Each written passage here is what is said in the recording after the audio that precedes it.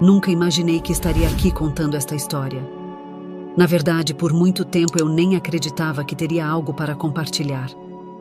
Mas a vida, ou talvez eu deva dizer a morte, tem uma maneira peculiar de mudar tudo aquilo que pensamos saber. Sou uma mulher comum como tantas outras que você pode encontrar por aí. Tenho 42 anos, sou mãe solteira de um menino maravilhoso chamado Jonas e trabalho como assistente administrativa em uma pequena empresa de contabilidade. Nada na minha vida indicava que eu passaria por algo tão extraordinário quanto o que estou prestes a relatar. Cresci em uma família de classe média, com pais amorosos e uma educação religiosa moderada. Frequentávamos a igreja aos domingos, mas não éramos o que você chamaria de devotos fervorosos. A fé estava presente, mas era mais uma questão de tradição do que uma convicção profunda. Minha vida seguiu um caminho previsível por bastante tempo. Me formei na faculdade local, consegui um emprego estável, casei-me com meu namorado do ensino médio e tivemos nosso filho. Tudo parecia estar indo conforme o planejado, até que não estava mais. O divórcio foi um choque, de repente me vi sozinha, lutando para criar meu filho e manter as contas em dia. A depressão que seguiu foi devastadora. Eu me sentia um fracasso completo, incapaz de oferecer a Jonas a vida que eu achava que ele merecia. Foi nesse momento de desespero que tomei uma decisão que mudaria tudo. Uma decisão que me levaria a uma jornada além dos limites da vida e da morte, transformando completamente minha perspectiva sobre a existência. O que estou prestes a contar pode parecer inacreditável. Muitas vezes, eu mesma me pergunto se realmente aconteceu. Mas posso garantir que cada palavra é verdadeira, ao menos da forma como vivi e ainda sinto até hoje. Esta é a história da minha experiência de quase morte, uma viagem ao que só posso descrever como o inferno, um encontro cara a cara com o mal, e finalmente, uma salvação divina que me deu uma segunda chance na vida. Não sou uma pregadora, nem escrevi livros sobre o que aconteceu. Sou apenas uma mulher comum que teve uma experiência extraordinária. Agora sinto que é minha responsabilidade compartilhar essa história, na esperança de que ela possa trazer conforto, esperança, ou, ao menos, uma nova perspectiva para quem a ouvir. Se você estiver disposto a ouvir, eu gostaria de levá-lo comigo nessa incrível jornada. Uma jornada que começou na escuridão mais profunda e terminou na luz mais brilhante que você possa imaginar. Tudo começou em uma noite de sexta-feira, há cerca de 3 anos. Jonas estava na casa da minha irmã para passar o fim de semana com os primos, e eu me encontrava sozinha no nosso pequeno apartamento. O silêncio era ensurdecedor, preenchido apenas pelos pensamentos sombrios que ecoavam na minha mente. Naquela época, eu lutava contra uma depressão profunda. Cada dia era uma batalha. Levantar da cama, fingir um sorriso no trabalho, ser a mãe que Jonas merecia.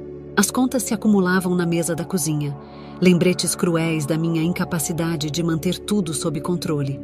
Sentada no sofá gasto da sala, eu olhava para a TV desligada, vendo apenas o reflexo de uma mulher que mal reconhecia.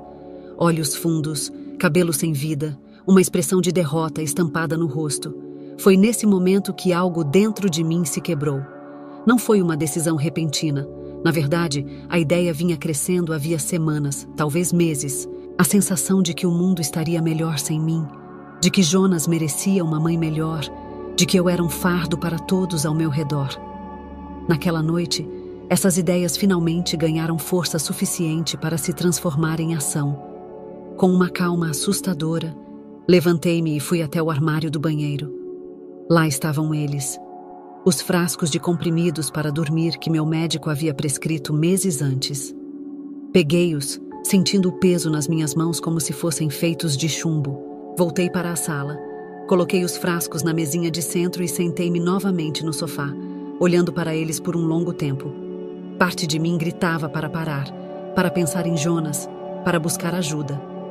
Mas essa voz estava fraca, abafada pelo peso esmagador do desespero. Com mãos trêmulas, abri o primeiro frasco. As pílulas pareciam tão pequenas, tão inofensivas. Engoli a primeira, depois a segunda, e logo perdi a conta. Tomei-as mecanicamente sem água, sentindo-as arranhar minha garganta ao dir. Enquanto engolia os comprimidos, lágrimas silenciosas escorriam pelo meu rosto. Não eram lágrimas de arrependimento, mas de alívio. Alívio por acreditar que a dor finalmente acabaria, que o peso que eu carregava seria removido. Quando o último comprimido desceu, deixei meu corpo afundar no sofá e fechei os olhos, esperando que o sono viesse trazendo consigo o fim que eu tanto desejava. Mas o que aconteceu a seguir foi algo para o qual nenhum ser humano poderia estar preparado. Não sei quanto tempo se passou desde que fechei os olhos. Podem ter sido segundos, minutos ou horas. A próxima coisa de que me lembro foi a sensação de estar caindo. Não era como aquela queda repentina que às vezes sentimos quando estamos prestes a adormecer. Não, isso era real, visceral e absolutamente aterrorizante. Sombras se moviam nas periferias da minha visão, formas distorcidas que desafiavam a lógica e a sanidade. Algumas pareciam vagamente humanoides, mas com membros extras, pele escamosa ou chifres retorcidos. Outras eram completamente alienígenas, massas amorfas de tentáculos e olhos que se contorciam nas sombras. O ar estava cheio de gritos e lamentos. Não eram apenas os gritos das almas torturadas que eu havia ouvido durante a queda. Havia também rugidos bestiais, risadas maníacas e sussurros insidiosos que pareciam vir de dentro da minha própria cabeça. Comecei a caminhar, ou melhor, a me arrastar-pia. Cada movimento era uma agonia. O calor era tão intenso que eu sentia como se minha pele estivesse se desprendendo dos ossos. O cheiro de enxofre e carne queimada era tão forte que me fazia engasgar. À medida que avançava, vi cenas que desafiam qualquer descrição. Almas sendo torturadas de maneiras que a mente humana não deveria ser capaz de conceber.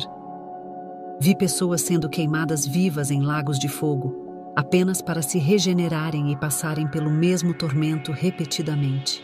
Outras eram desmembradas por demônios com garras afiadas como navalhas, seus gritos ecoando pelas paredes da caverna. Em um canto, vi um grupo de pessoas forçadas a cavar buracos profundos no chão rochoso, com as próprias mãos. Suas unhas estavam arrancadas, os dedos sangrando, mas elas continuavam cavando, impulsionadas por um medo indescritível. Passei por uma área onde almas estavam presas em caixões de vidro, submersos em um líquido que parecia ácido. Seus corpos se contorciam em agonia, mas estavam condenados a sentir sua carne ser corroída eternamente. O pior de tudo eram os demônios. Criaturas de pesadelo que pareciam tirar um prazer sádico do sofrimento ao seu redor. Alguns eram grandes e musculosos, com chifres retorcidos e presas afiadas. Outros eram pequenos e ágeis, com olhos brilhantes cheios de malícia. Todos eles pareciam me observar com um interesse faminto, o que me fazia querer encolher e desaparecer. Enquanto caminhava, tropecei em algo. Olhando para baixo, vi que era... Peguei-o com as mãos trêmulas. Era um diário, suas páginas manchadas de sangue e cinzas. Abri e li algumas linhas. Era o relato de alguém que, como eu, havia tirado a própria vida e acabado nesse lugar horrível. As palavras eram um lamento de arrependimento e desespero, ecoando meus próprios pensamentos. Foi nesse momento que a realidade da minha situação me atingiu com toda a força. Este não era apenas um pesadelo do qual eu poderia acordar. Este era o resultado das minhas ações. Eu havia escolhido acabar com minha vida e agora estava condenada a passar a eternidade neste lugar de tormento inimaginável. Caí de joelhos, soluçando incontrolavelmente. O peso do meu erro, a magnitude do meu castigo, era demais para suportar. Eu queria gritar, implorar por misericórdia, mas sabia que não havia ninguém aqui para me ouvir. Ou pelo menos foi o que pensei. Enquanto estava ali, perdida no meu desespero, ouvi novamente aquela risada baixa, gutural, cheia de malícia. Era um som que fez meus pelos se arrepiarem. Lentamente ergui meus olhos, e o que vi fez meu coração parar. Diante de mim estava uma figura que só poderia ser descrita como a personificação do mal.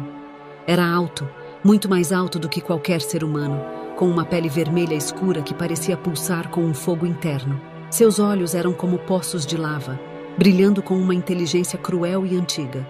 Chifres negros e retorcidos se projetavam de sua testa, e suas asas membranosas eram tão vastas que pareciam bloquear toda a luz. Eu sabia, sem sombra de dúvida, que estava na presença de Satanás. Quando ele falou, sua voz era como trovão, não no ar ao meu redor, mas dentro da minha própria mente. "Bem-vinda, Frida", ele disse, meu nome soando como uma maldição em seus lábios. "Estávamos esperando por você. Eu queria correr, queria me esconder, mas meu corpo estava paralisado de medo.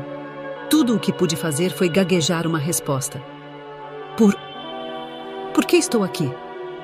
Satanás riu novamente, o som fazendo a caverna tremer. "Você sabe por quê, Frida? Você escolheu isso. Você desistiu do presente mais precioso que lhe foi dado, a vida. E agora, você pertence a mim."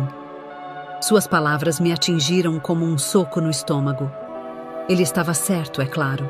Eu havia escolhido isso. Em meu momento de desespero, eu havia rejeitado a vida, rejeitado a Deus, e agora estava pagando o preço. Mas eu não sabia.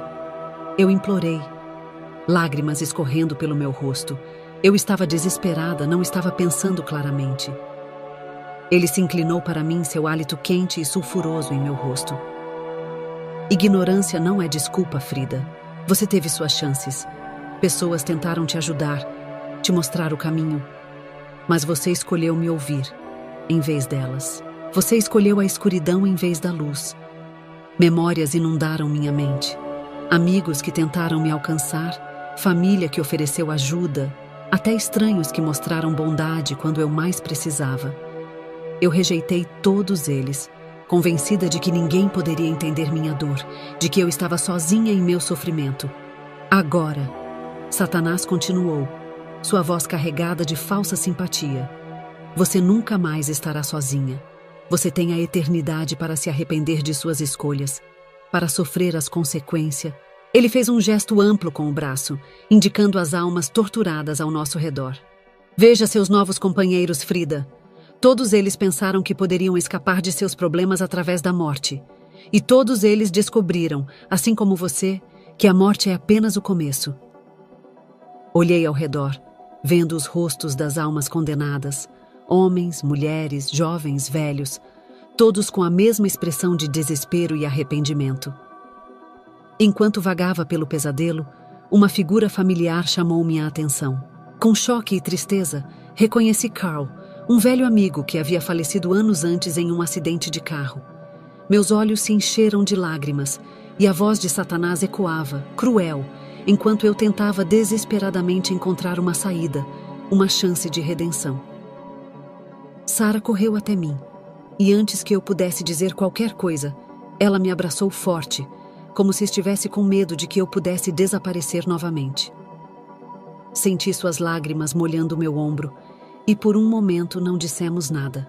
Apenas ficamos ali, abraçadas em silêncio, sentindo a presença uma da outra. "Sara", eu sussurrei, tentando quebrar o silêncio, mas minha voz falhou. As palavras que eu queria dizer pareciam pequenas diante do peso do que havia acontecido. "Por que, Frida? Por que você fez isso?"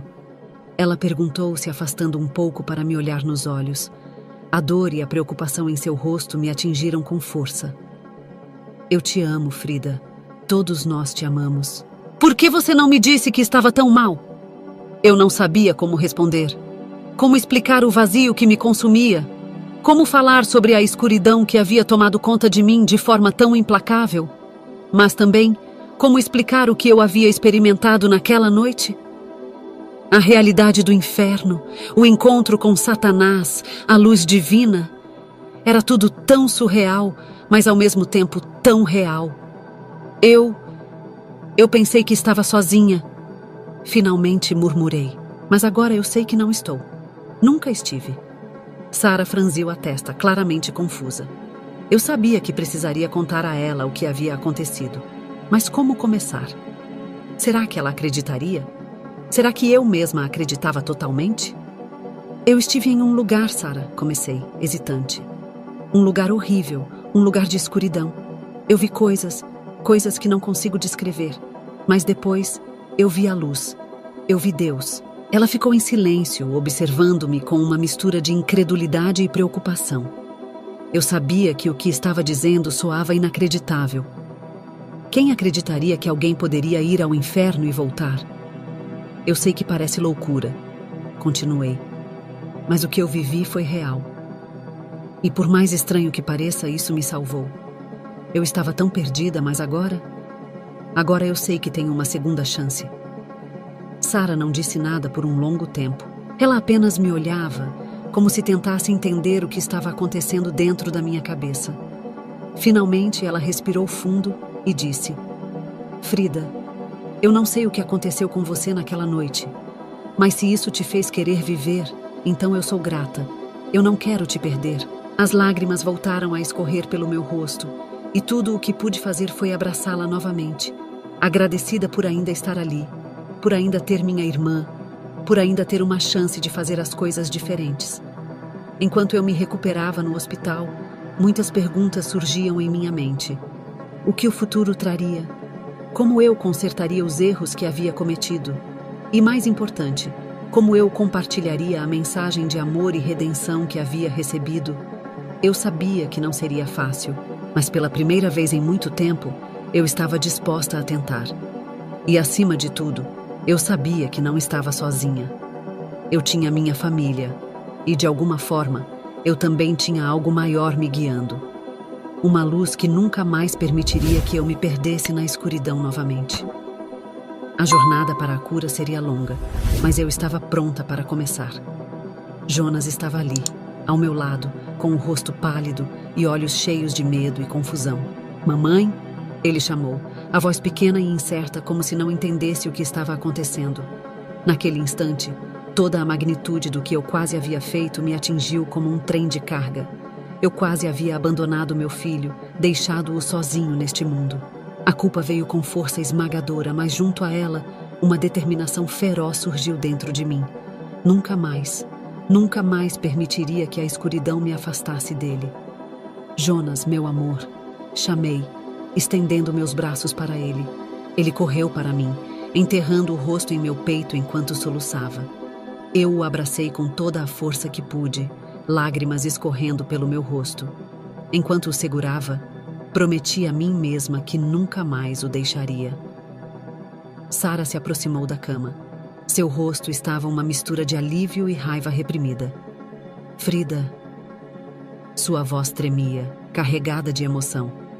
Como você pôde fazer isso com a gente? Com Jonas? Comigo? O olhar de dor em seus olhos cortou minha alma. Sara, eu sinto muito, mais do que consigo expressar. Eu estava em um lugar tão escuro, tão desesperado. Comecei a explicar, mas as palavras pareciam insuficientes. Como eu poderia fazê-la entender a profundidade do abismo em que eu havia caído? Sara sentou-se na beira da cama, pegando minha mão. O que aconteceu, Frida? O que te fez mudar de ideia? Eu hesitei por um momento, lutando para encontrar as palavras certas. Como eu poderia descrever a experiência extraordinária e aterrorizante que havia mudado tudo para mim? Eu tive uma experiência. Comecei, escolhendo as palavras com cuidado. Quando tomei aqueles comprimidos, eu não apenas adormeci. Fui a algum lugar. Eu vi coisas, experimentei coisas que mudaram tudo. Sara me olhou cética, sem saber se acreditava no que estava ouvindo. Que tipo de coisas? Perguntou, a voz cheia de dúvida. Respirei fundo e decidi contar a verdade, por mais inacreditável que... Eu vi o inferno, Sara. Não apenas vi, eu senti. Foi horrível, além da imaginação. Mas depois, eu vi o céu. Ou algo parecido com o céu. Senti o amor de Deus de uma forma que nunca imaginei ser possível. Foi isso que me fez querer voltar. O ceticismo de Sara era evidente. Ela sempre fora a mais pragmática da família, aquela que precisava de provas concretas antes de acreditar em algo. Mas naquele momento, não importava se ela acreditava ou não. O que importava era que eu estava viva e tinha uma nova perspectiva da vida. Eu sei que parece loucura, continuei, mas essa experiência me mostrou o quanto a vida é preciosa. Me fez perceber o quanto amo vocês dois. Eu nunca mais vou abandonar vocês. Eu prometo. Jonas, ainda nos meus braços, olhou para mim com lágrimas nos olhos. Você não vai nos deixar de novo, mamãe? Ele perguntou com medo. Meu coração se partiu ao ouvir o tom de sua voz. Não, meu amor, respondi, beijando sua testa. Nunca mais. Eu prometo. Sara parecia estar lutando para processar tudo, mas havia um vislumbre de esperança em seus olhos. Você vai precisar de ajuda, Frida. Terapia, medicação.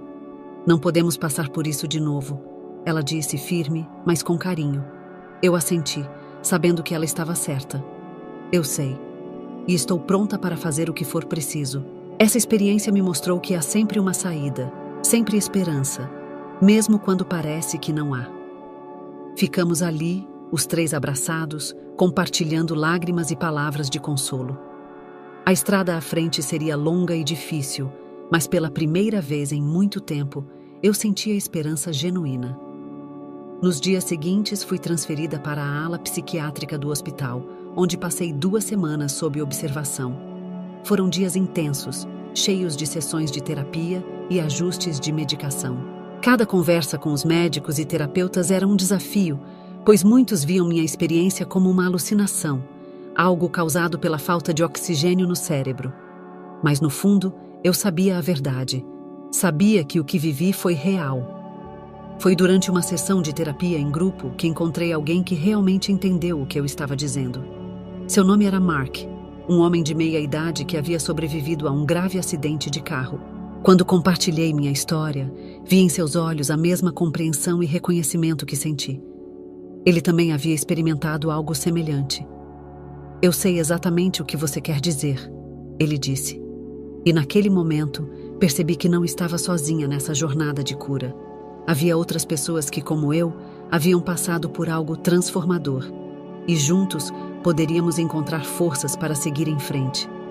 A jornada seria longa, mas eu estava pronta. Ele disse depois da sessão. Eu também estive. Vi a luz, senti o amor incondicional. É algo que você nunca esquece, não é? Conversamos por horas naquele dia, compartilhando nossas semelhanças e diferenças. Foi incrivelmente libertador.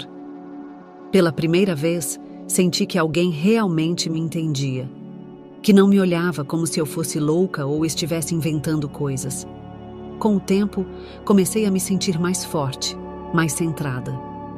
A depressão que havia me consumido por tanto tempo começou a se dissipar, substituída por uma sensação de propósito e Claro, ainda havia dias difíceis, momentos em que a culpa pelo que eu havia feito ameaçava me engolir. Mas agora eu tinha ferramentas para lidar com esses sentimentos e uma nova perspectiva que me ajudava a superá-los. Uma das coisas mais difíceis foi enfrentar Jonas, meu filho. Ele vinha me visitar regularmente com Sara e meus pais. Ele estava quieto, quase assustado. Levou tempo e muitas conversas francas para começar a reconstruir nossa relação. Por que você quis nos deixar, mamãe? Ele me perguntou um dia, sua voz pequena e magoada. Meu coração se partiu ao ouvir essas palavras, mas eu sabia que precisava ser honesta com ele. Jonas, meu amor, eu estava muito doente. Não aqui, disse, apontando para meu corpo, mas aqui, apontei para minha cabeça. Às vezes, quando as pessoas ficam doentes assim, elas pensam que ir embora é a única saída. Mas eu estava errada, muito errada, e prometo a você que nunca mais vou pensar assim de novo. Ele me olhou por um longo momento antes de se inclinar para me abraçar. Eu te amo, mamãe, ele sussurrou. Eu também te amo, meu querido, respondi, lágrimas escorrendo pelo meu rosto. Mais do que você pode imaginar. Quando finalmente recebi alta do hospital, eu era uma pessoa diferente da que havia entrado. Não apenas por causa da terapia e da medicação, embora essas coisas certamente tenham ajudado, mas a verdadeira mudança veio da minha nova perspectiva sobre a vida, a morte e o amor. Voltei para casa com um plano de tratamento detalhado, terapia semanal, medicação diária, grupos de apoio. Mas, mais do que isso, voltei com uma nova apreciação pela vida, e por todas as suas complexidades. As primeiras semanas em casa foram um ajuste. Tive que reaprender a navegar pelo mundo cotidiano, a lidar com as pressões e estresses da vida diária. Mas agora, sempre que me sentia sobrecarregada, eu me lembrava da luz que havia experimentado, do amor incondicional que havia sentido, e isso me dava força para continuar. Lentamente comecei a reconstruir minha vida. Voltei ao trabalho, inicialmente em meio período, depois em tempo integral. Passei mais tempo com Jonas, realmente presente pela primeira vez em anos. Comecei a me reconectar com amigos e familiares que havia afastado durante meus anos mais sombrios. E talvez o mais importante, comecei a compartilhar minha história. No início, apenas com pessoas próximas, depois em grupos de apoio para sobreviventes de tentativas de suicídio. Eventualmente comecei a falar em eventos de conscientização sobre saúde mental. Nem todos acreditavam na minha experiência de quase morte, é claro. Muitos viam como uma metáfora, uma construção psicológica para lidar com o que importava era a mensagem de esperança que eu podia oferecer. A ideia de que, não importa quão escura a noite possa parecer, sempre há uma luz no fim do túnel. À medida que os meses se transformavam em anos, a memória da minha experiência permanecia tão vívida quanto no dia em que aconteceu. Ela se tornou minha âncora, meu farol nos momentos difíceis. E havia momentos difíceis. A depressão não desaparece da noite para o dia, afinal. Mas agora eu tinha algo que não tinha antes: esperança. Uma certeza profunda e inabalável de que a vida tem um propósito, que cada um de nós é profundamente amado e que sempre há uma razão para continuar lutando. E isso, mais do que qualquer outra coisa, foi o verdadeiro milagre da minha jornada além da morte. Conforme os anos passaram desde minha experiência de quase morte, muitas vezes me peguei refletindo sobre as lições que aprendi e como elas continuaram a moldar minha vida cotidiana. Uma das maiores revelações foi a compreensão de que o amor verdadeiro, incondicional, é a força mais poderosa do universo. Não estou falando apenas do amor romântico ou familiar, mas de um amor mais amplo, mais profundo, o tipo de amor que experimentei na presença divina. Um amor que aceita todas as nossas falhas e imperfeições e nos ama mesmo assim. Essa compreensão mudou fundamentalmente a maneira como eu me relaciono com as pessoas ao meu redor. Tornei-me mais compassiva, mais compreensiva. Onde antes eu poderia ter julgado, agora tento entender. Onde antes eu poderia ter respondido com raiva, agora tento responder com empatia. Outra lição crucial foi a importância de viver no presente. Antes da minha experiência, eu passava muito tempo presa ao passado, remoendo erros e arrependimentos, ou ansiosa sobre o futuro, preocupada com coisas que poderiam ou não acontecer. Mas minha jornada além da morte me mostrou o quão precioso é o momento agora, a beleza de viver conscientemente e apreciar as pequenas bênçãos da vida. Talvez a lição mais profunda tenha sido sobre o propósito da vida. Antes, muitas vezes eu me sentia perdida, sem direção. Mas minha experiência me mostrou que cada um de nós tem um propósito único. Às vezes, nosso propósito é simplesmente amar aqueles ao nosso redor, ser uma luz na vida de alguém. Para mim, parte desse propósito se tornou compartilhar minha história e oferecer esperança a outros que possam estar lutando. Nem todos os dias são fáceis. Ainda tenho momentos de dúvida, dias em que a depressão tenta se insinuar de volta. Mas agora tenho ferramentas para lidar com esses momentos. A meditação se tornou uma parte importante da minha rotina diária, ajudando-me a me reconectar com aquela sensação de paz e amor que experimentei. Também aprendi a importância de pedir ajuda quando preciso. Antes, eu via isso como um sinal de fraqueza. Agora, entendo que é um ato de coragem e força. Uma das perguntas que mais recebo quando compartilho minha história é se ainda tenho medo da morte. A resposta é complexa. Não, eu não tenho mais medo da morte em si.